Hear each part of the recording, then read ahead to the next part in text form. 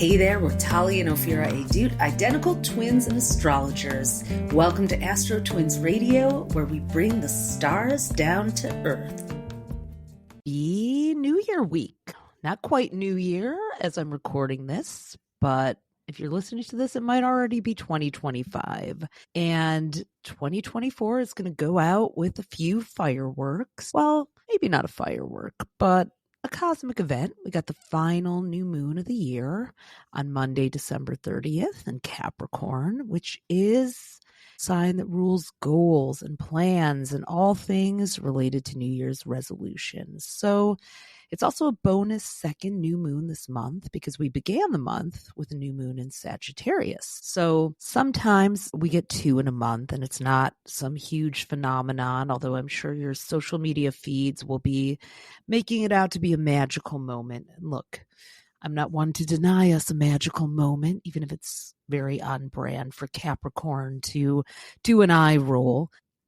Really, it's just because the lunar calendar has a different number of days in the month than the solar calendar, which is the one that we use in the Western world, the Gregorian solar calendar. So as a result, sometimes we have two new moons in a month, and that means there won't be any in January.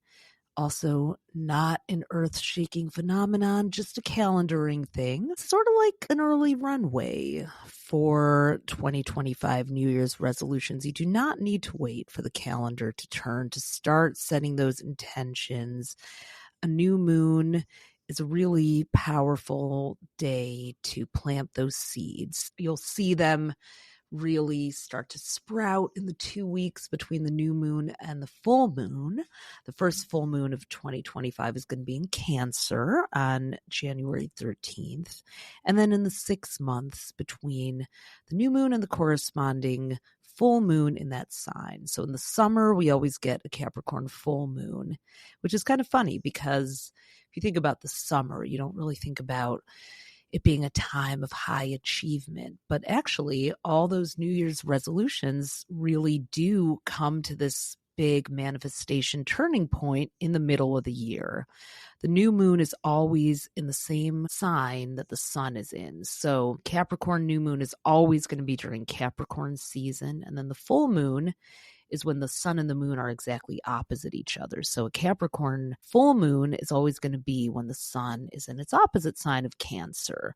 So hopefully your 2024 has been what it's been and you're feeling okay about the holidays. We did have Mars retrograde over the holidays. We had a Jupiter-Saturn square on Christmas Eve. Both of those could have been friction-inducing, could have been times when some suppressed feelings, if you listen to last week's podcast, post-election or just, post-long year came out. So if that did happen, use these final days of 2024 and the beginning of 2025 to wipe the slate clean. And if you missed our Cosmic Closure live webinar, that was on Friday, December 27th. It's still up for replay. We did a ritual to release, reclaim, reset, the 3 R's, to make peace with the things in 2024 that you did do, that you didn't do, that didn't turn out the way you hoped, or maybe went in a different direction, or you didn't get around to them, or you lost your courage, your steam, your mojo, your way. It happens. Years are long. And so if you want to kind of just level set for the new year, I highly recommend. It's just 1 hour and you can follow along with the guided exercise. Even if you were on, you may have just been listening and maybe some new things have popped up for you that you want to release. We talked about the 9 key areas of life, and you probably have something in almost all, if not all of those areas that you could declare cosmic closure on. So follow along. I'll drop that link in the show notes. If I didn't say it, this is Ophi. Our voices sound alike. Sometimes I'll listen to a recording and I won't be sure if it's me or Tali. So I certainly don't expect you to know. But this is Ophi, and I am recording this from my parents' living room in Detroit.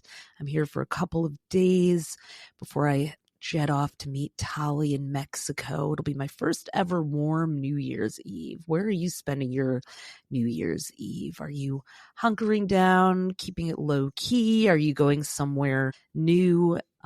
So I hope wherever you are, it's warm and cozy and exactly what you want. Let's talk about New Year's Eve and New Year's days. The moon is still going to be lingering in Capricorn on New Year's Eve, and it's going to shift into Aquarius. 5:50 a.m. Eastern Daylight Time is when the moon will move into Aquarius. It might be a little bit more of a silent night, a little more solemn, but New Year's Day, you can make up for lost time when the moon goes into Aquarius. Aquarius is about groups and friendship and gathering and humanitarian issues. So maybe it's a day to do some volunteer work or gather people for some fun brunch and making those vision boards and doing those intention setting exercises. Capricorn is also a VIP sign. So if you get an impromptu invite to something that is black tie or luxurious for New Year's Eve,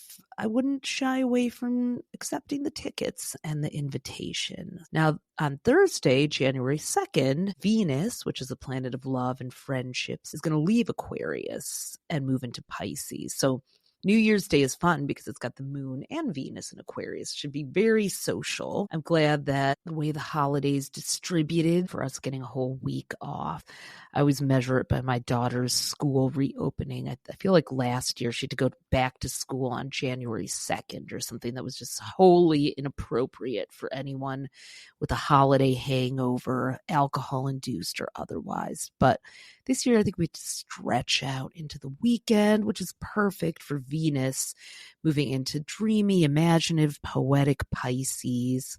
I almost want to suggest that you hold off on your vision boarding or finishing your vision board until January 2nd, because Pisces rules the subconscious. It rules the imagination. And yours is going to be much more stimulated while Venus is in Pisces, and then the moon is going to be in Pisces over the weekend too. So really just stretch out those holidays. And if you went a little too hardcore on those Capricorn new moon resolutions, I mean, they're fine for a short-term resolution, but for a whole year, if you were like, I'm going to go to sunrise boot camp and cut out major food groups, like anything made with a refined sugar or flour, I'm going to stop gossiping and swearing. Don't let me stop you, but like, listen, you're entitled to an F-bomb or two in a year's time. So if you check the podcast feed, you'll see that Tali did some bonus episodes for you, breaking down the highlights of 2025 for every sign, what to leave behind in 2024, the changes you can anticipate. And of course, if you haven't gotten our 2025 horoscope book or planner, we still have our bundles and sales, and you have until January 12th, although I wouldn't wait because it's going to fill up, to score yourself a free ticket to our yearly masterclass 2025, Planet by the Planets. Every year we spend about 2 hours going over the main themes of 2025 for all of us, for every zodiac sign, and really helping you make a manifestation map for the year ahead. So there's all this excitement and all this energy and all these things you want to do, but as we know, New Year's resolutions often don't really happen because we bite off more than we can chew. And since they're just not, they're the things we think we should do instead of what really is cosmically supported. You will be guided in this masterclass to align your energies with the cycles of 2025, how to do it in a way that really supports the energy that's available for your sign. You can set any intention you want. We're not going to get involved in that. You bring whatever wild dream you have, but we're going to show you the best way to actually turn it into a reality, the timing and the conditions and the opportunities and advantages. Make sure you get one of our 2025 horoscope books, any format. We've got our big book for all 12 signs. If you just want your sign, we've got your individual zodiac sign planner, and we still have some awesome deals on our bundles. If you don't want to choose, you want the planner for you and the big book to just keep track of all the people around you. That's what I really recommend, because it's really nice to have your own